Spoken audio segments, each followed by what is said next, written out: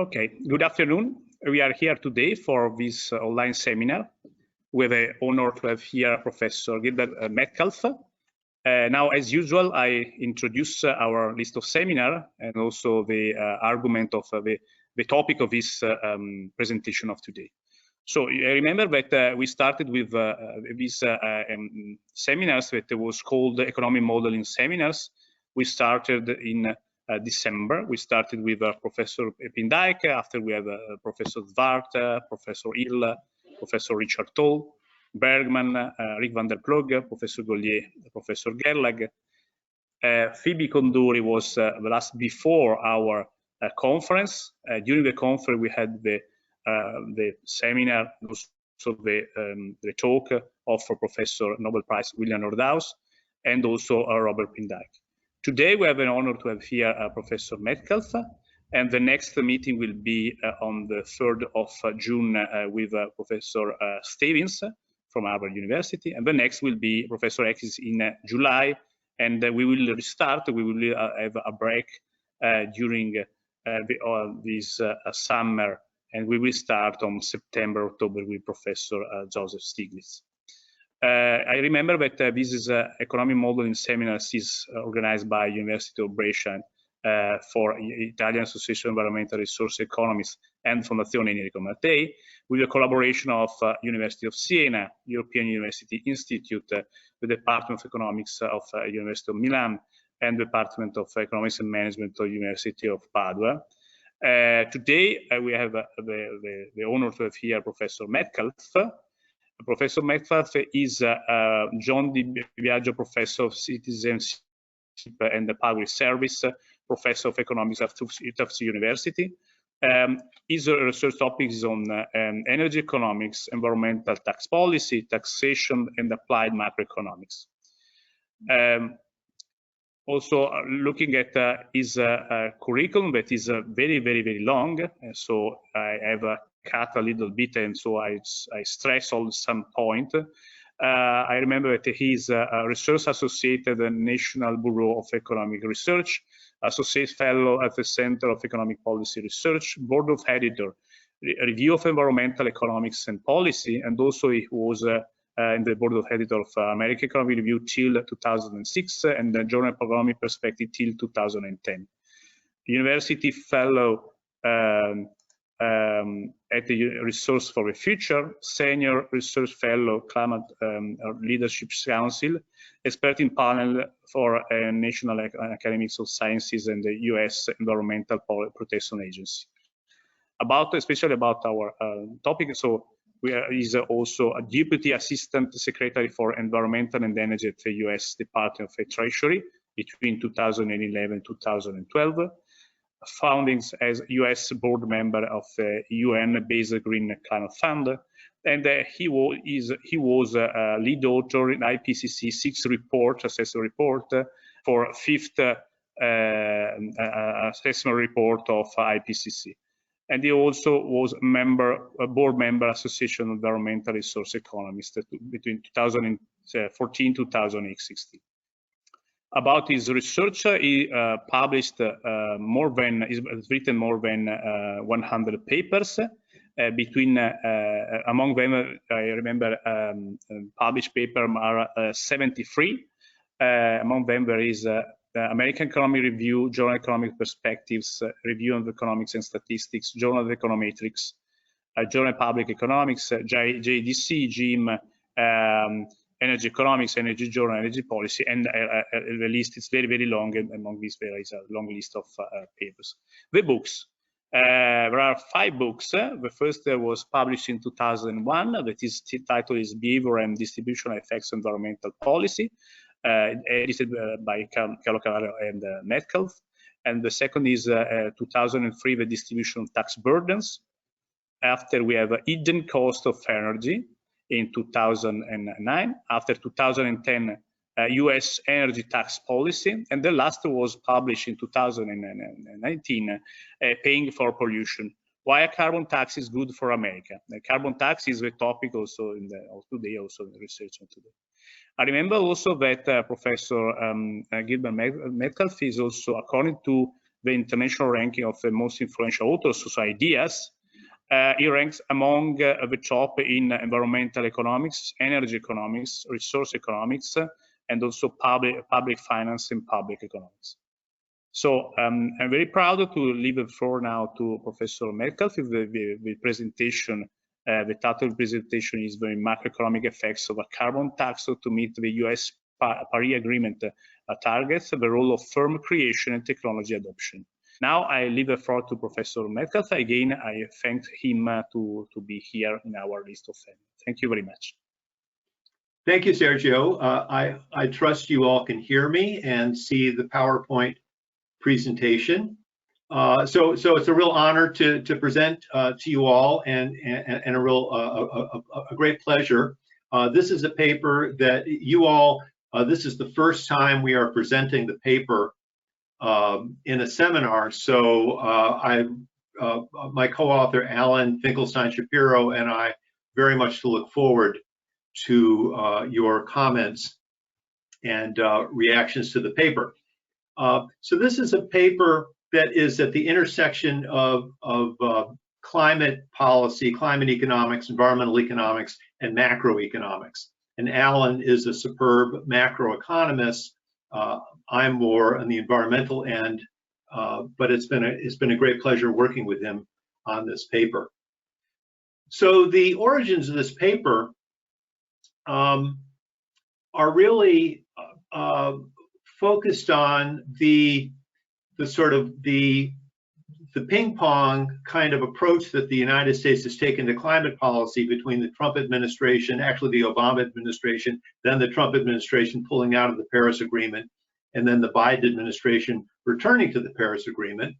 And in April last month, at the leaders meeting that President Biden organized, he committed the U.S. in returning to the Paris Agreement to a 50 to a 52% reduction in U.S. greenhouse gas pollution from 2005 levels in 2030. So this was a significant increase over the commitment that had been made by the Obama administration at the inception of the Paris Agreement. So, and of course, one of the great challenges for U.S. policy has been the concern that climate policy would hurt economic growth, and even more importantly, would be a job killer, would lead to higher unemployment and a great deal of lost jobs. In fact, that was the major reason Trump gave for exiting the Paris Agreement when he did. So Alan and I want to explore that.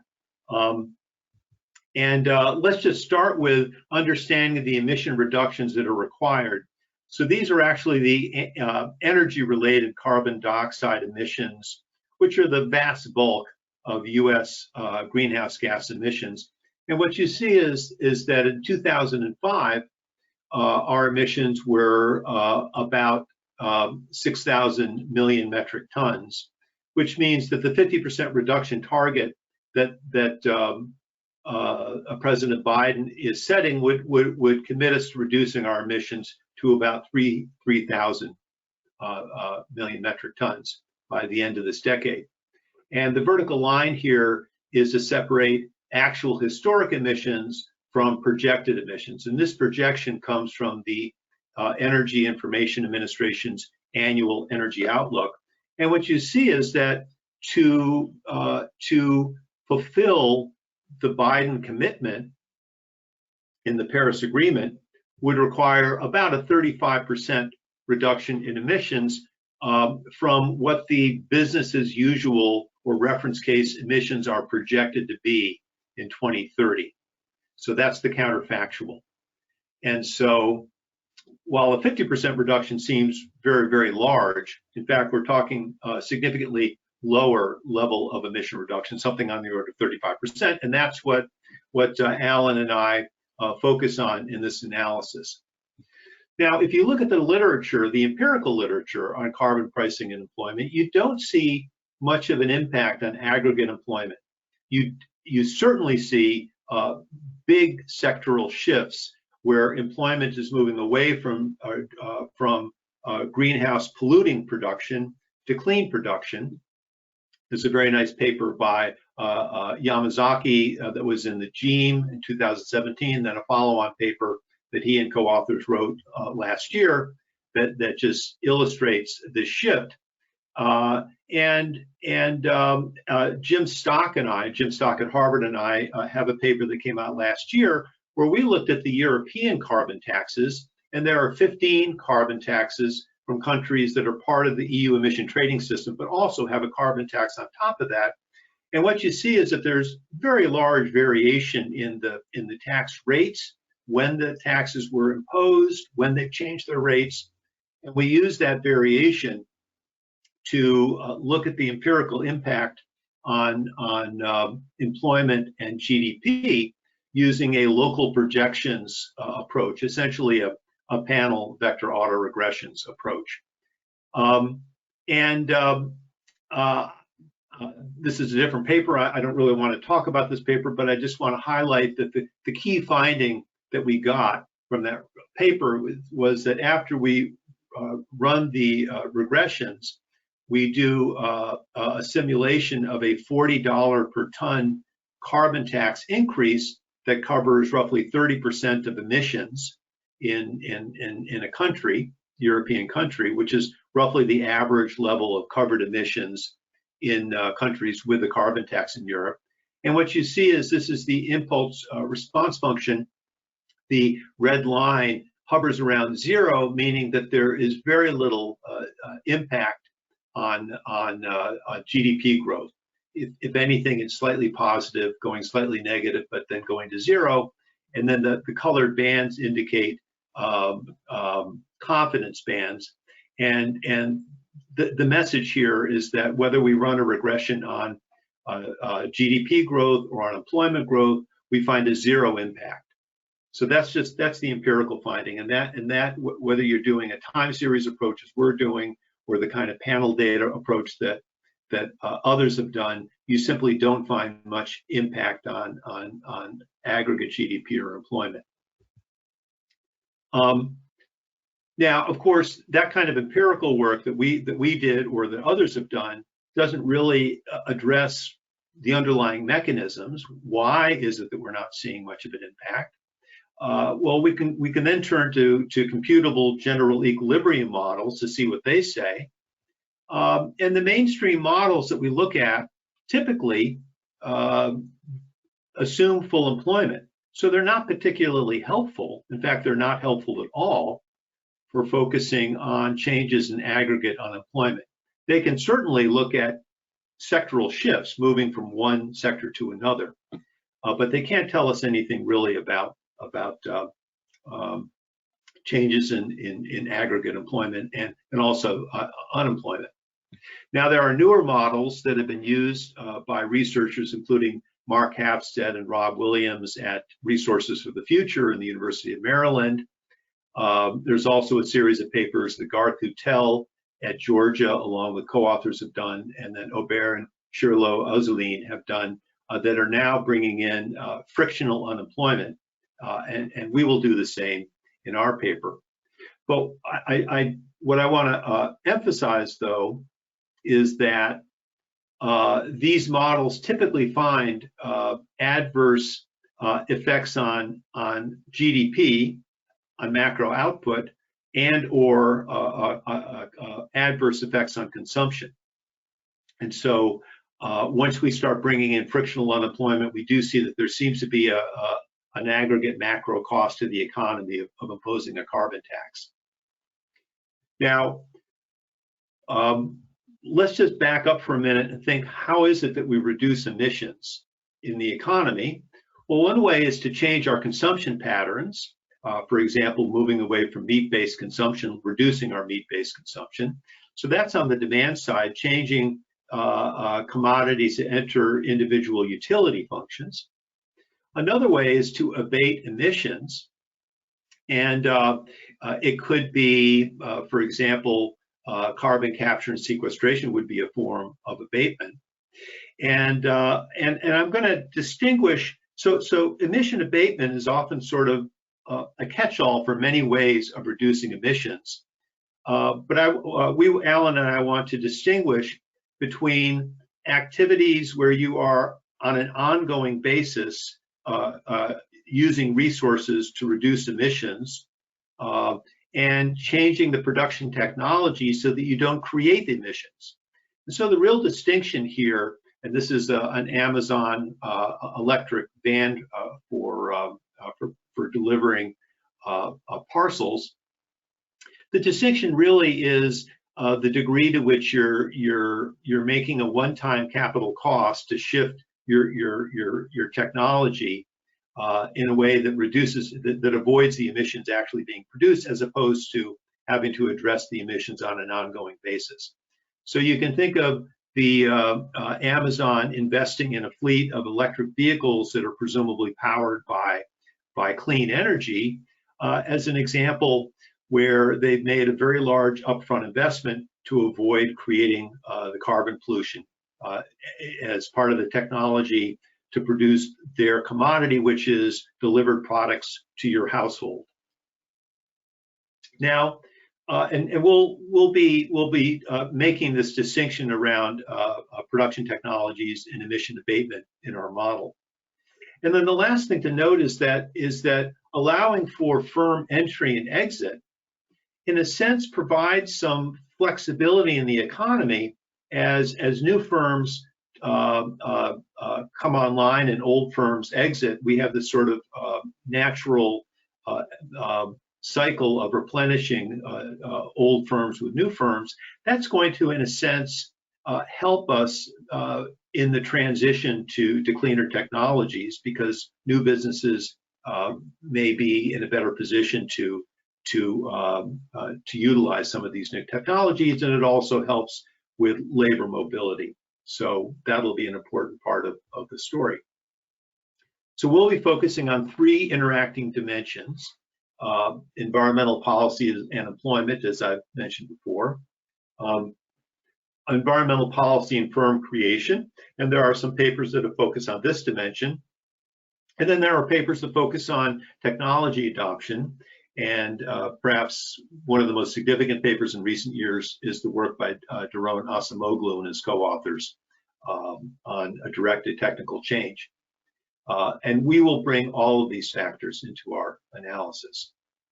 So we have the key model elements will be technology adoption, endogenous firm entry, and household job search to capture unemployment, and of course, pollution. So let me just walk through what our model is. This may be a model that's very familiar to the macroeconomists in the room. It may be less familiar to environmental and resource economists, people like myself. So I apologize in advance if this seems very elementary to the macro folks, but bear with me. So firms can enter. They incur a sunk entry cost, fee, SAB, and of course that means that they're going to be balancing the entry decision, the sunk cost of entry, against the expected profits that they will make upon entry. We have exogenous exit probability, and then upon entry they draw a random productivity draw according to some distribution of productivity, which will follow a Pareto distribution in our simulation work. And given that productivity draw, they then decide what they will produce and how much, and they will also decide what technology that they will use for production. I'll call it a regular technology or a green technology. And the regular technology has pollution, greenhouse gas emissions as a byproduct. The green technology is a zero emissions technology. However, there is a fixed cost of adoption for the green technology. And then once you've chosen your technology, you'll hire labor and capital to produce goods that you sell. And if you're a regular technology firm, you will also generate pollution. So schematically, we have a labor pool that creates that supplies labor We also have capital to investment that goes into a firm that's going to be using either the regular technology or the green technology. And of course, the regular technology produces pollution. And then we produce goods that are consumed by society. We'll follow a Dixit-Stiglitz product differentiation model. People often refer to this as a Melitz type model, since Melitz has popularized this model in recent years, where we have this aggregate good, capital Y, which is just the integration of individual goods that are being produced. And we have a demand elasticity, as we'll see, that's greater than 1. And we have a price of the aggregate output, a capital P, which is going to be this weighted average of the individual good product prices. So this is quite standard in the product differentiation literature. Goods are choosing to enter, select their technology, and determine their output. And we are sort of using this fiction of the final good producers buying their goods from a fictional firm that produces either R or G intermediate goods. It's just a convenient fiction that for when we turn certain features of the model off and on. But for the good, for a final good producer with productivity level A, their profits, and this is for the regular technology, their profits will be linear in their output. And we have the real price, which we'll use the Greek letter rho, the real price minus the marginal cost adjusted by the productivity level here. And just to fix the idea of how this this productivity term is entering the expression, you can think of just to sort of fix the idea, we actually output as a function of capital and labor. But if we thought of a production function where output is just a linear function of labor, then the demand for labor would just be output divided by productivity, and the cost function would take this form, wage rate times output divided by the productivity level, or the marginal cost times output. So you can think of the motivation for this term, productivity term here, as the productivity of inputs in production. The green technology looks the same, with the difference is that the green technology does have this fixed cost of entry, fixed cost of adopting the green technology.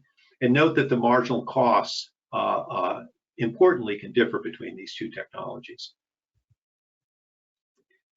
Standard monopolistic competition story with product differentiation. Each firm is a miniature monopolist because goods are not perfect substitutes. That means that the output of each of these firms is going to be the demand function for that firm is a constant elasticity demand function, where epsilon is the price elasticity of demand, and capital Y is in effect an income shifter. And standard in the monopoly world, the pricing rule is a markup condition over marginal cost, where the markup is epsilon divided by epsilon minus 1. So standard monopoly product markup condition here. And so firm profits will be, once you plug in the price formula as well as the demand, you get that the profits are actually linear in the term A raised to the power epsilon minus 1. So profits will be related to this productivity parameter, as well as marginal costs in these other terms. Now, the technology choice, that's an endogenous choice, and it will turn out that firms, high productivity firms with a high level of productivity, the productivity draw A, they will choose the green technology, and low productivity firms will choose the regular technology. And the cutoff is a level of productivity A sub G, where the profits between the two technologies are the same. And basically, to prove this, it's a fairly straightforward proof that we have in our appendix. But basically, the proof works off of this figure right here. So let me just show you this.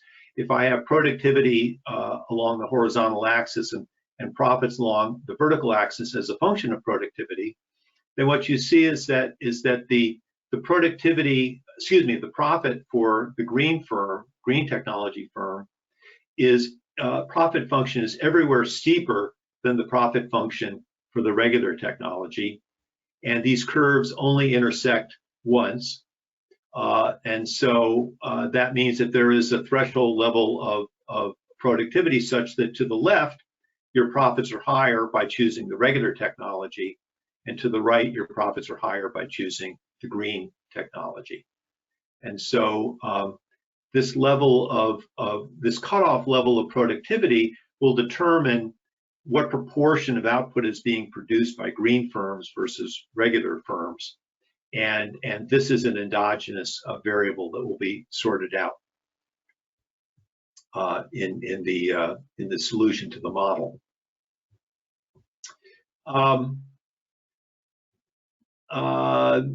So again, I mentioned before the profit function is linear in a raised to the power epsilon minus 1.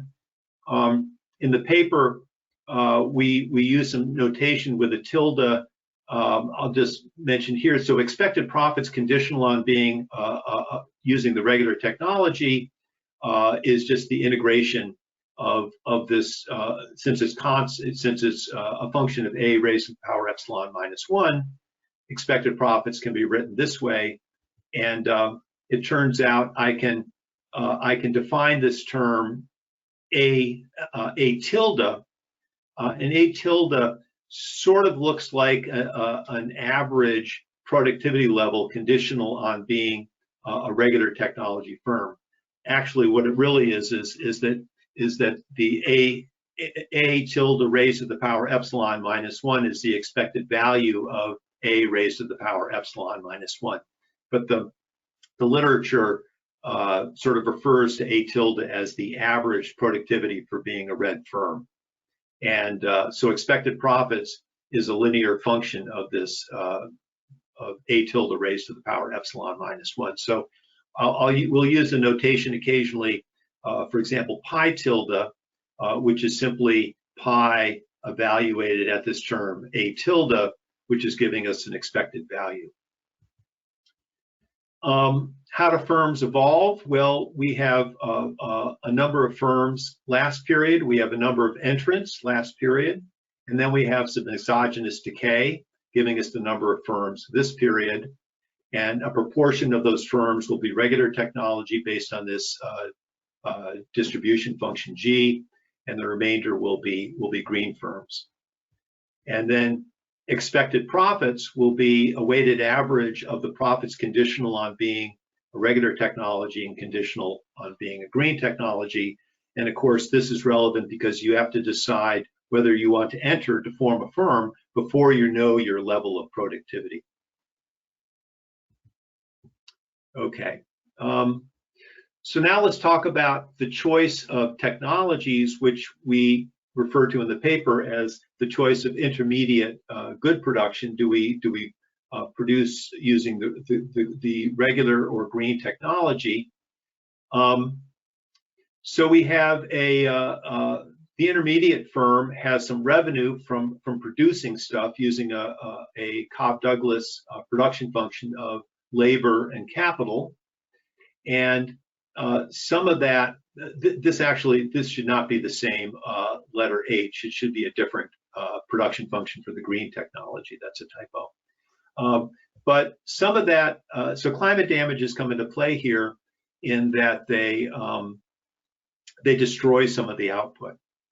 And the damage function is a function of the stock of greenhouse gas emissions, X, which is evolving over time, where we have the stock from last period less some depreciation plus current period emissions.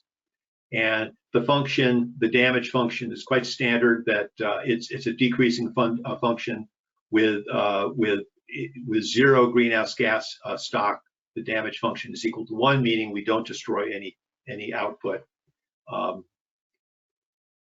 But as the stock accumulates, this function gets smaller, and therefore our output is smaller.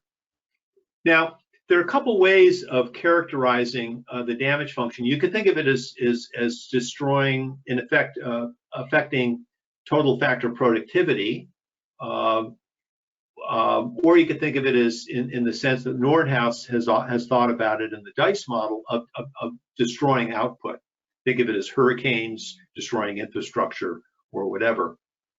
That sort of is important for thinking about the functions here. Gamma is the cost of abatement, where gamma is a function of the cost of abatement is a function of the amount of abatement, which is mu, which here is a function of net output from the regular technology. And emissions themselves are a function of net output reduced by the amount of abatement you do, mu. Now, it turns out that how one formulates both the cost of abatement and emissions, if you look at the Nordhaus model, he actually has these two variables being functions of gross output, so actually functions of H, without the damage function reducing output. It turns out that different papers have done different things in the macro literature. This seems to be an approach that's taken, whereas in the environmental literature, we typically don't include the damage multiplier in the cost of abatement and the emissions functions. It turns out we run the model both ways, and it doesn't affect the results at all. So we have gross revenue, which is used to pay wages. We have some job posting costs. Remember, we're going to have frictional unemployment and search. We have vacancies being posted, and there's a cost of posting those vacancies. We have a tax on emissions for the regular technology, and then we have a cost of abatement. So firms can choose to spend money to reduce their emissions. And for the green technology, you have labor costs and search and job posting costs, but you don't have any emissions or cost of abatement.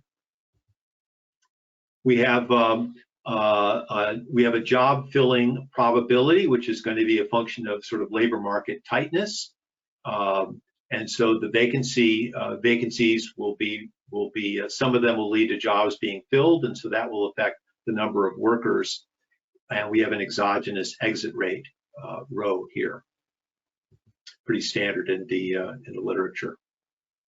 Households are maximizing a utility function, which is increasing in consumption and decreasing in labor force participation.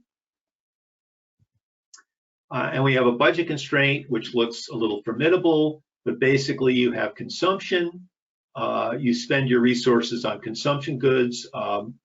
Households own all firms, so they have to pay the cost of entry for any new firms created. And then there is a lump sum tax to balance the federal budget. And then factor income is going to be wages paid to workers entering the green, working in green or dirty technology firms. There are unemployment benefits for the unemployed. And who are the unemployed? Well, it's going to be a function of the job finding probability and those who are searching for jobs. So we have folks searching for jobs, some proportion of those people find jobs, and everyone else gets unemployment benefits. So that's a source of income. And then profits are allocated to households, and the carbon tax revenue, tau is the carbon tax rate, that will be, those funds are lump sum returned to households. How do firms evolve? Labor is, again, we have labor, we have some labor from last period with some exit. We have searchers looking for jobs and the probability of finding a job. So these are the new hires. and labor force participation, the folks you're either employed or you're unemployed but looking for work. And firm evolution is just, I think I mentioned this before. So the equilibrium in the model is pretty straightforward. There's a matching process that will determine wages and hiring rates. We have market clearing in the intermediate goods market, so that the average, turns out to be the average profits for a regular technology times the number of regular technology firms. Excuse me, this is cost, not profits. Has to equal, sorry, this is revenue. I take this back. Is equal to the revenue here, and similarly for green firms. We have market clearing in those goods. We'll have market clearing in the final goods markets. We'll normalize the aggregate output price, and then we have an economy-wide budget constraint, which is a total output is used for consumption, job posting, cost of either sunk or fixed cost, capital investment, and abatement costs. So that's the model structure. And we will simulate the model with an emissions tax designed to reduce long-run emissions by 35%, which, just to remind you, is the amount of emission reductions that's required under the Biden-Paris Agreement to be completed by the end of the decade, by 2030. So we're in 2021, so we're talking 8-9 years now. We implement this over 20 quarters, so 5 years, and we'll see what kinds of results we get. Then we will turn off different features of the model to try to understand what's driving the results that we'll see. Hang on one second. Okay. We draw the model parameters partly from the literature, from different papers, whether environmental or macro papers, and I'm not going to go through these. This paper maybe have the most use of Greek letters of any paper I've ever written, and Alan is this is, I guess, the one of the benefits of working with a macroeconomist. You get to use every letter in the Greek alphabet, plus some. So we'll draw some parameters from the literature. In particular, our emissions and abatement costs are going to be drawn from a paper by Garth Hutel. And then we calibrate some parameters so that our pollution damages sort of match what we observe in the real world. And in particular, we're having the polluting sector output be 20% of the economy. So these are the parameters that we use to calibrate set up the model. And when we run the benchmark model, on the left, these are the values before we implement the tax.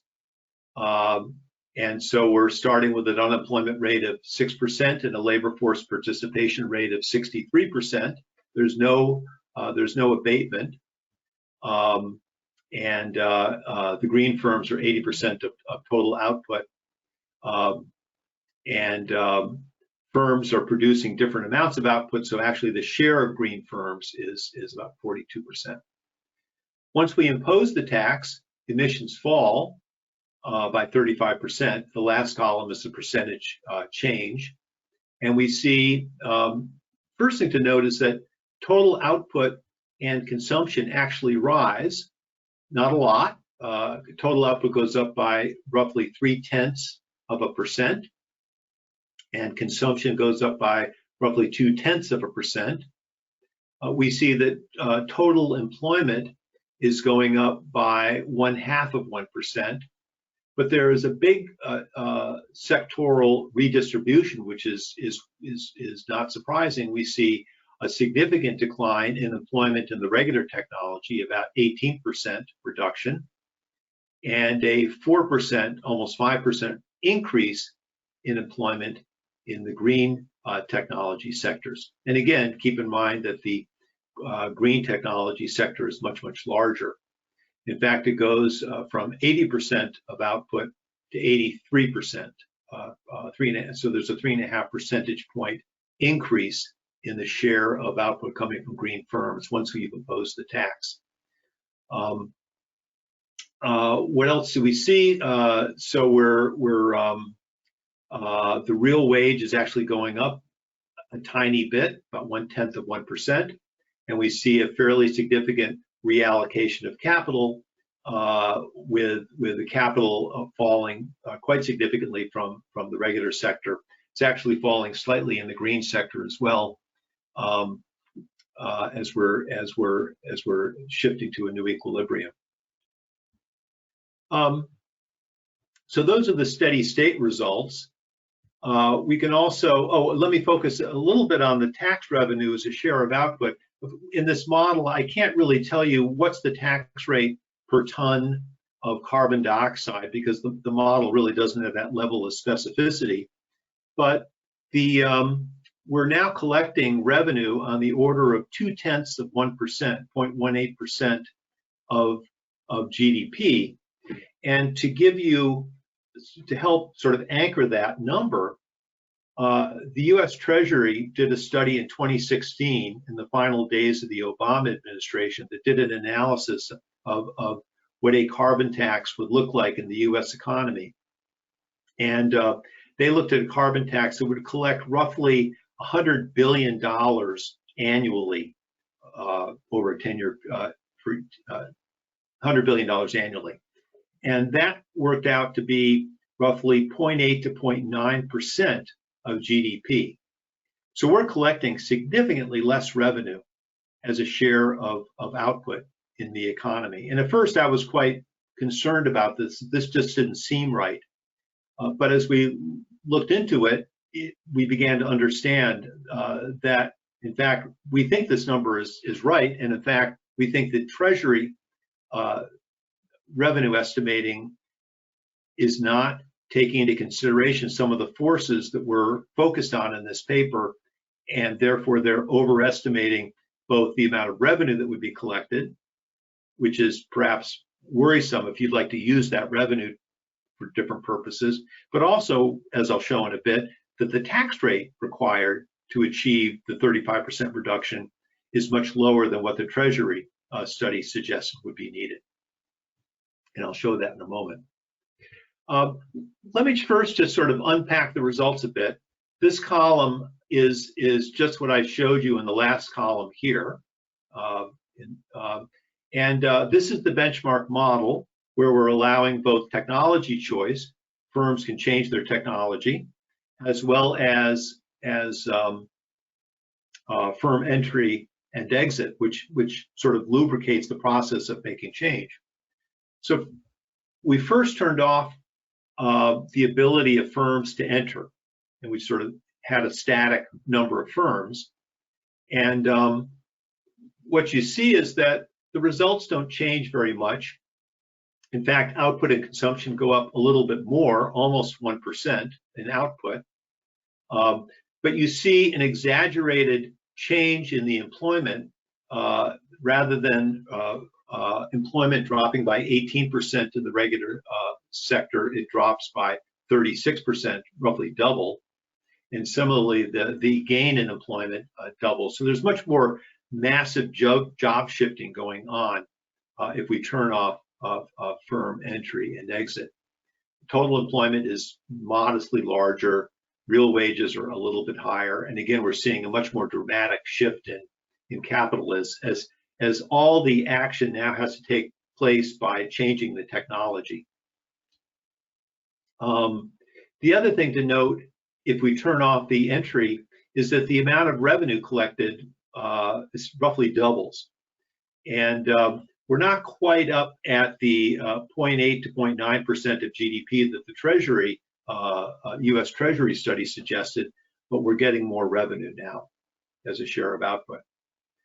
If we also turn off technology adoption, Now we're seeing output and consumption falling, which is more akin to what we've seen in some of the earlier general equilibrium analyses with frictional unemployment. We also see total employment still rises, but now we're seeing the real wage fall. And we're also seeing a much bigger increase in the unemployment rate. And we're also seeing a much bigger increase in the tax revenue as a share of output. Now it's about 1.4%, which is even higher than what the Treasury study was showing. But what this tells us is you're simply going to need a much higher tax rate to achieve the emission reductions if you don't have these mechanisms through firm entry and technology adoption to help ease some of the costs. The other thing to note is that both in the benchmark result as well as when we turn off features, we do see the unemployment rate going up. But part of this is because we're also seeing the labor force participation rate going up in each of these cases. Yeah, I think that's all I want to say here. The amount of abatement is going to be, it varies in these models. I'm not going to say much more about that. Oh, and I'll just mention that I mentioned before that the how you characterize whether emissions are a function of gross output or net output, net of damages, as well as the abatement cost being a function of gross versus net, doesn't really change results. I'll just quickly show you that this is the numbers I've just been showing you, where we're assuming the benchmark is that emissions are and abatement costs are driven by net output. The right column follows the Nordhaus approach and has these as being driven by gross output. And the numbers really, the story doesn't change really appreciably which of these we use. So that's reassuring. Okay, quick word about dynamics, and then I'll stop and love to hear your questions and comments and reactions. So I've been showing you steady state numbers after it takes 20 quarters, 5 years to get to the new equilibrium. And I'll just note that it's quite important that we allow for both firm entry and technology adoption. The red line turns off those features, and if you do that, both output and consumption fall. So in particular, the technology adoption is quite important for getting us to positive output changes or positive consumption changes. And the benchmark model in blue, you see a quick increase in consumption. It takes longer to get an increase in output because of cost in the transition of making the shift of workers. Because of frictional unemployment, it takes time for workers to get shifted over into the new sectors as they move from one job to another. The unemployment rate is much lower in the benchmark model than if you turn off either firm entry or technology adoption. So again, this is an important feature which will contribute to there not being a high level significant increase in unemployment. And again, I've already talked about the fact that we are collecting a fairly low level of revenue as a share of GDP.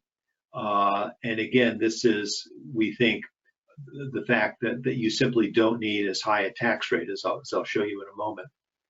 Obviously, emissions have to fall by roughly the same amount because we're requiring that we get a 35% reduction by the end of 20 quarters.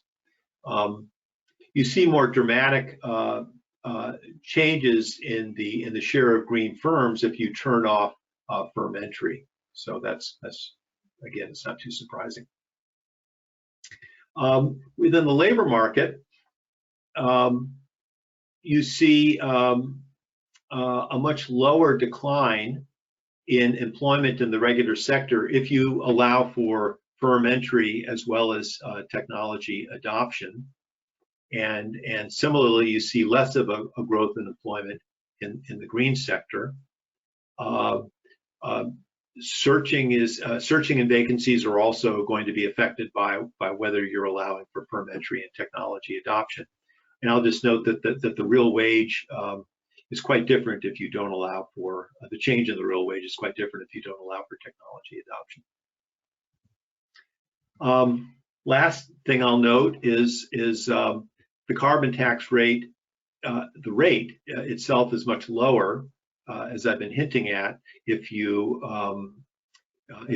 have firm entry as well as technology adoption. You simply don't need as high a tax rate to get the 35% emission reduction that we're calling for in the model. Okay, so summing up, we've built a general equilibrium model that has equilibrium unemployment, frictional unemployment. We have firm entry and exit. We have endogenous technology adoption. And what we find is that if you don't account for firm entry, exit, as well as technology adoption, it changes the labor market outcomes quite significantly. And we find that if you do allow for technology adoption as well as firm entry and exit, then this negates or eliminates the adverse impacts on GDP and employment. And moreover, you need a lower carbon tax in order to achieve the desired emission reductions. And so the final takeaway is that for the Biden administration, the cost of achieving the U.S. Paris Agreement, the cost is in the macro aggregate cost is essentially zero once you allow for innovation and firm entry and exit.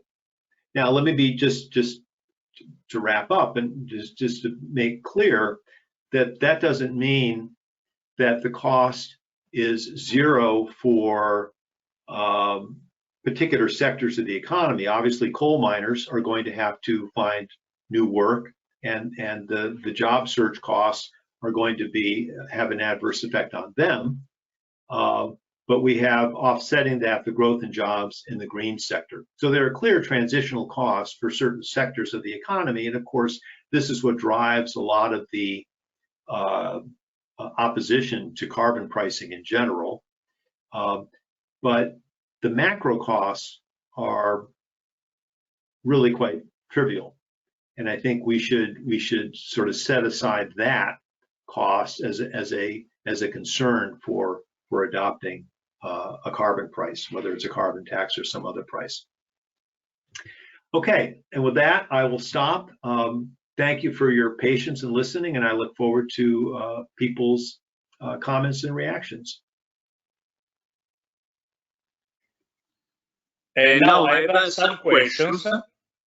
First of all, I would like to thank you very much for your very interesting presentation. Also, the topic is very interesting. So taxation, and so how to figure out this. So I have some question. So I have a couple of.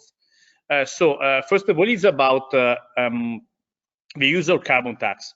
So carbon tax is in the huge context related to environmental fiscal policy.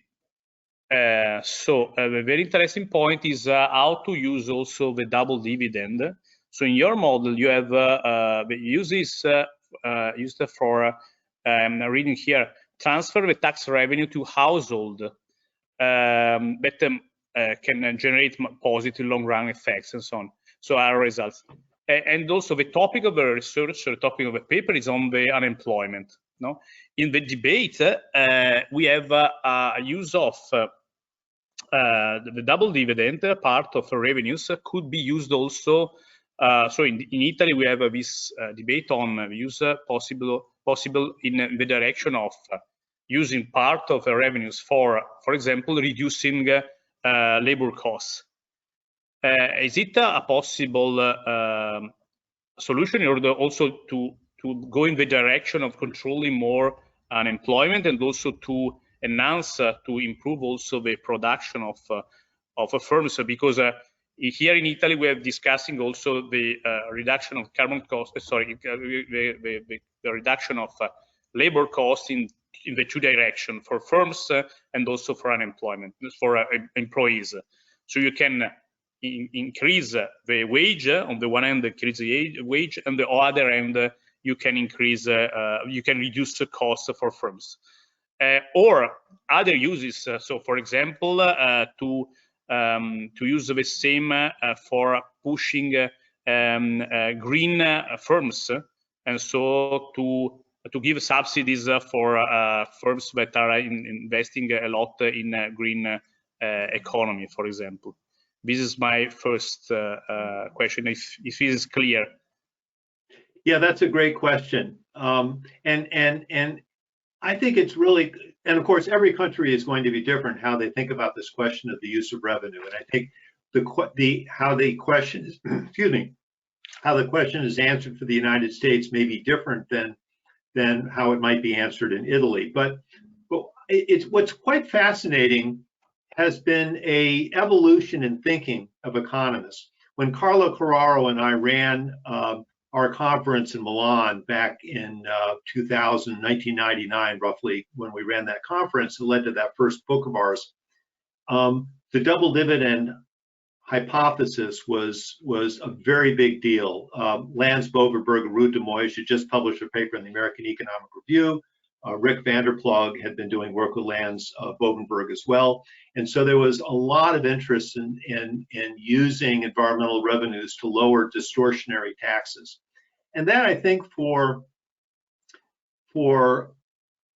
almost 20 years was kind of the gospel of economics, that you should use the revenue to lower distortionary taxes. It's efficiency improving, which is certainly true.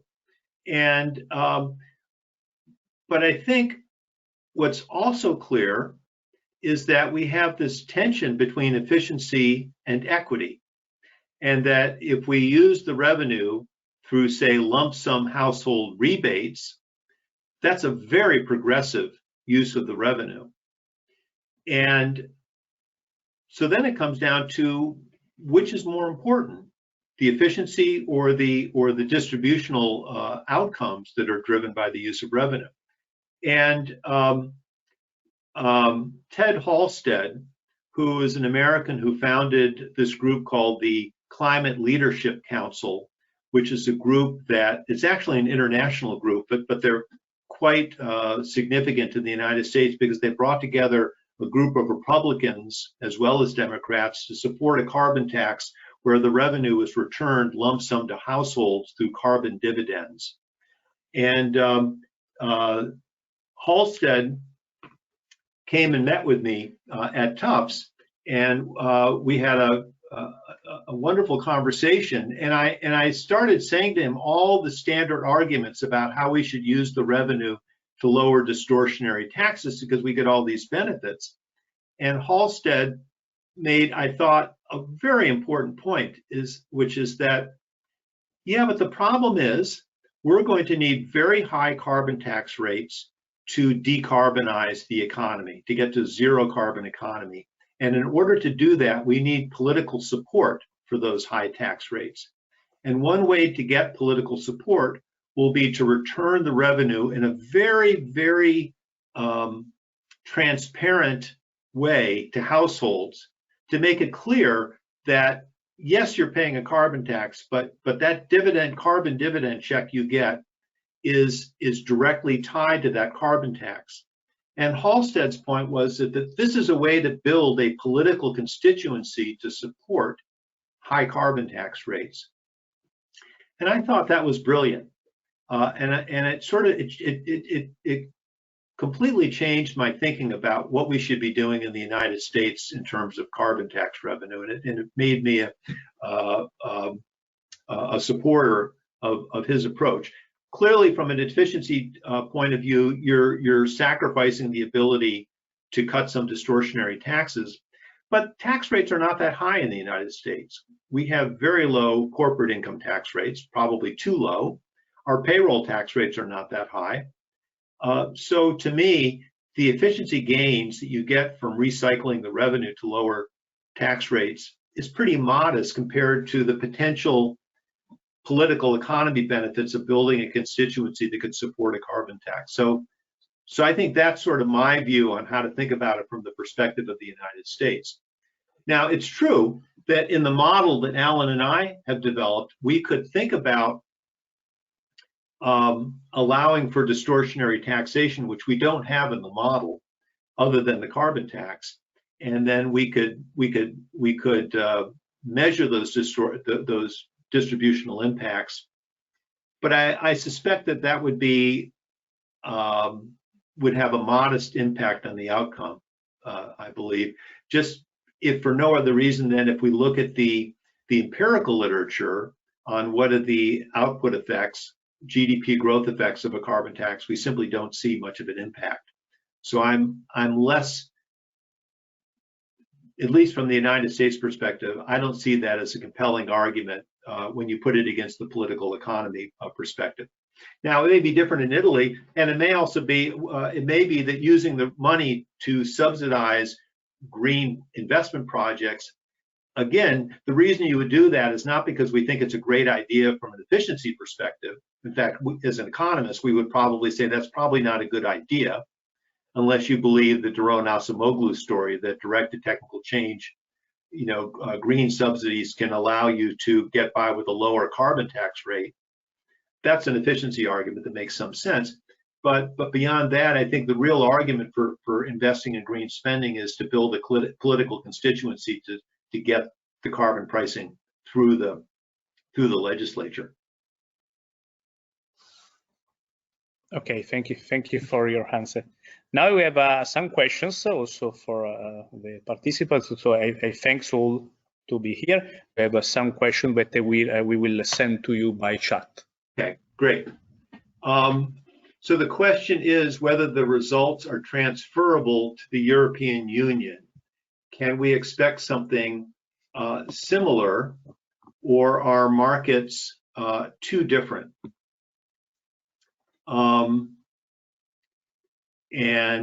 The question also points out that labor force participation depends on the age structure of the population. The US population is relatively young, whereas the European population is rapidly aging and shrinking.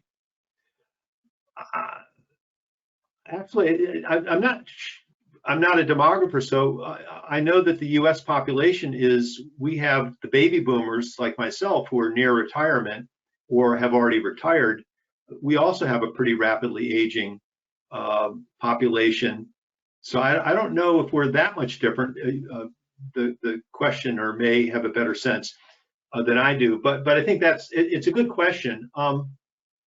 We would simply need to calibrate the model to a European situation. Of course, we don't have age structure in our model, so that's not what's going to. Different demographic dynamics, they may affect results, but we don't really capture those in our model specifically.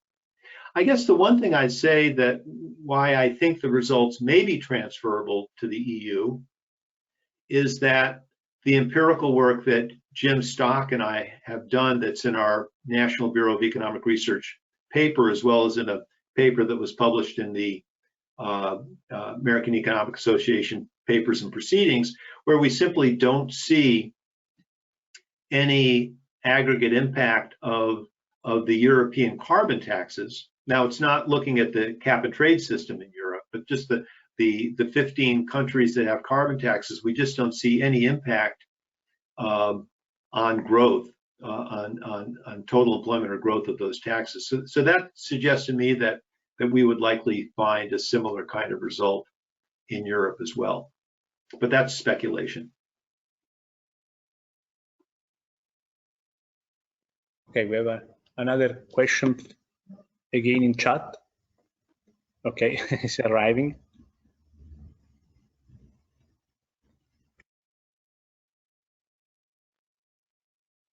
Okay, it's okay. You should. Okay. Great. So Is there any possible or potential role for a skills asymmetry across green and brown jobs in our model? That's a great question. And I did not discuss that, so you did not miss that. We do not have that specifically, and of course, I think that's going to be important for thinking about a potential for a skills mismatch.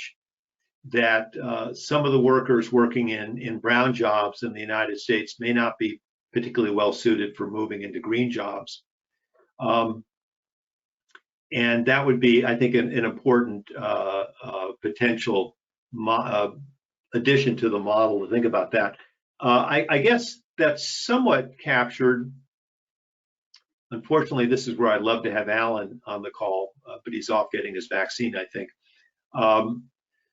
I think in some sense, the frictions in the job market of search, to some extent, are capturing in a rather abstract way a skills mismatch, that it takes time to retool yourself in moving from one sector to another.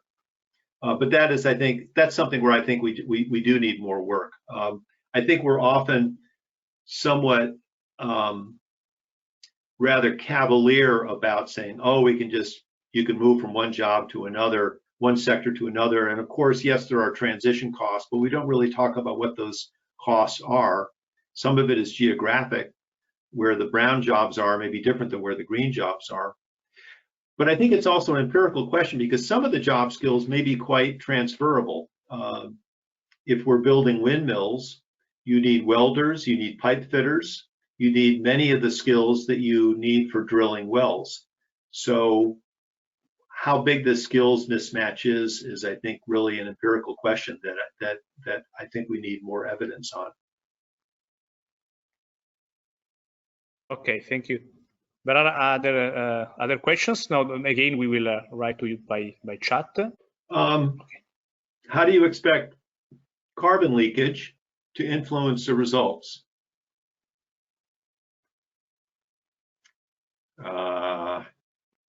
We didn't focus on that. I don't think that would affect the results much for two reasons. One is I'm not convinced that carbon leakage is an economically big deal. Politically, it's a big deal. I'm not convinced that it's a big deal economically, given the for a couple reasons. One is that there's very few sectors that are both carbon intensive and trade sensitive. Obviously, it could be a big deal for those particular sectors, but that's a very small part of the economy. Secondly, I'll give three responses. The second response is that carbon leakage has the greatest amount of traction when one country is thinking about putting a price on carbon and its trading partners do not have a price on carbon. We are no longer in that world. We're in a world where every significant country that the EU is trading with and that the United States is trading with has some form of carbon pricing, whether it's explicit or implicit through regulation.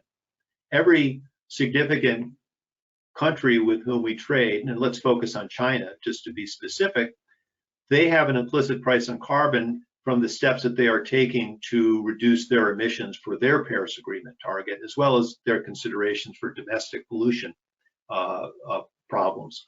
Now, their price is not as high as the EU ETS carbon price, to be sure, but it's not like we're looking at a zero price. So I think that mitigates the leakage to some extent. And the third point is that as the EU is currently doing, and the United States would certainly do, if we move in the direction of a national carbon price, we will have some sort of border adjustment, so that in those sectors that are very carbon intensive and trade sensitive, we will have some sort of import tariff on goods from countries that have low carbon prices. So I don't expect that carbon leakage would change the results in our model very much. So I'd be, if that's wrong, I'd be happy to see work that shows that. Okay, perfect. We have other two questions, I think. So we are sending to you another one. Okay. So one could say that I've assumed away the problem by having new technologies readily available that are cheaper. What if they don't exist? Okay, fair point. So yes, we are assuming that we have technologies on hand that get us to zero carbon. So so I think I guess my answer to this is that I think we do have the technologies on hand right now that that allow us to get the kind of reduction that we modeled, the 35% reduction. And keep in mind that these technologies will have a lower marginal cost, but they still have a fixed cost. So there is a significant cost to making the shift to using the green technology. It does come with the benefit of lower marginal costs. You have to have that offsetting benefit, otherwise why would you ever invest in this thing? But we could certainly,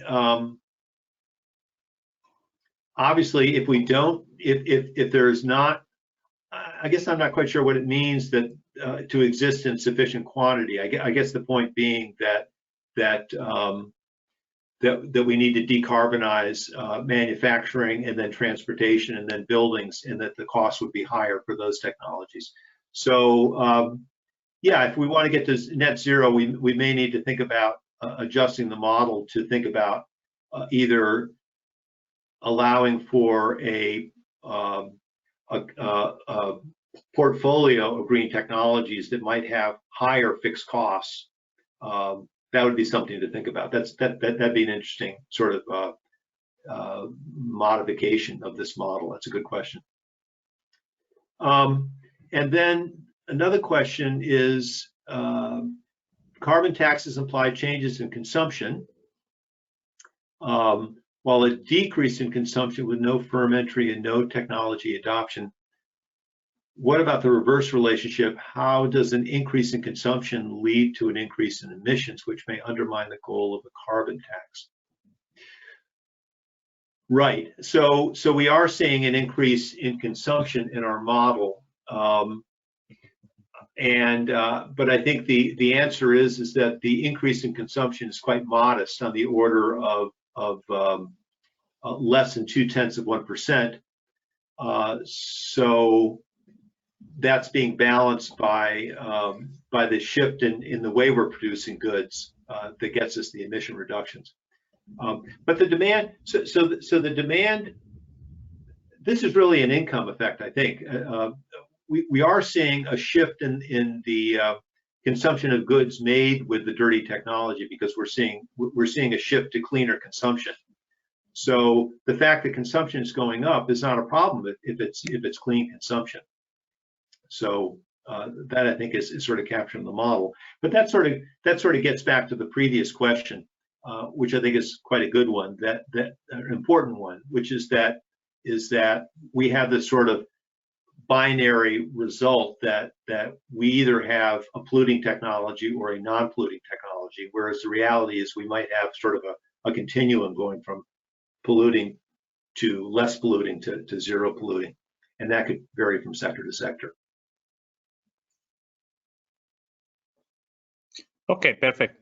So we have now the last question, so we are perfectly timed with respect to our commitment. So we will are sending to you last in the chat.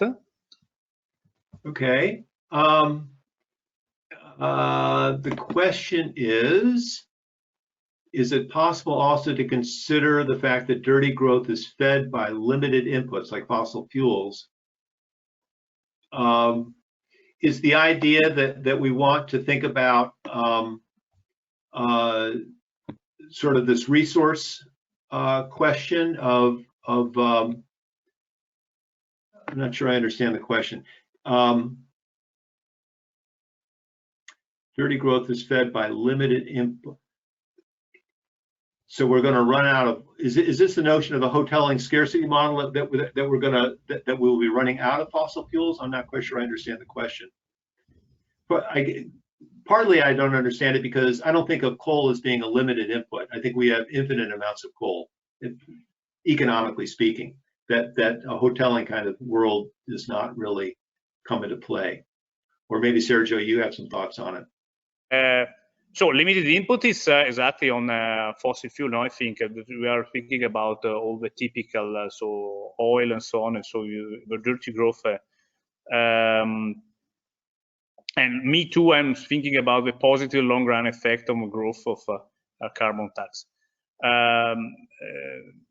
Due to maybe because I think the idea that is behind this question, and I try to rephrase this, is if I understand, is that if you impose a carbon tax, you are reducing the use of fossil fuel, so you are reducing something that is limited because is you are a limited reservoir.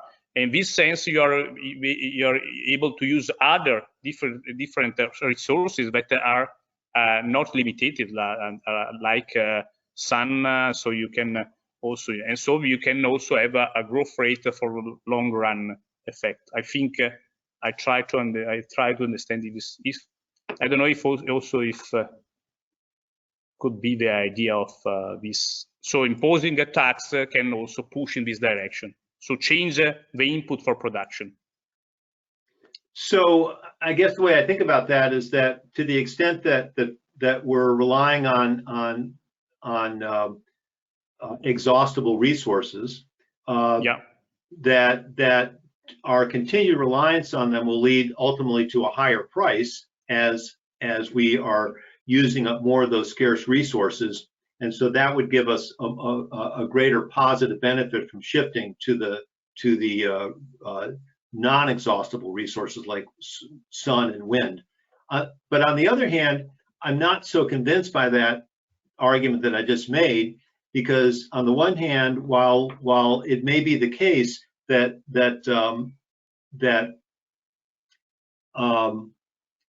we're using up our least expensive exhaustible resources first, so that we would think that the cost of extraction should go up over time as we're using more and more difficult to extract oil and gas. The reality is that technological advances are offsetting that. And as we look over the long run, we see, if anything, the price of oil and gas has been falling. Certainly natural gas prices have fallen with the fracking revolution. So I guess and again, coal is essentially has zero scarcity costs. So I'm not sure that would be a significant change in the model results. Okay. Okay, the share evolution also is also related. Yes. Okay. Okay, perfect, Gilbert. I would like to thank you very much. It's a very pleasure to speak with you and also to listen to your talk and your presentation, also your answer. I apologize for our problem with connection today this manner. And so I remember also thanks also to all the participants, a very high number, I have to say. And also remember that this seminar, also all the other seminars of our list are recorded and also are on our film channel. I formally invite you, Gilbert, to come here and also to see the very beautiful library of film in Milan when it will be possible. And so thank you very much. We will see the next seminar on 3 of June, and with you, Gilbert, for the next meeting. Thank you very much. Thank you. It's been a pleasure. Ours. Thank you.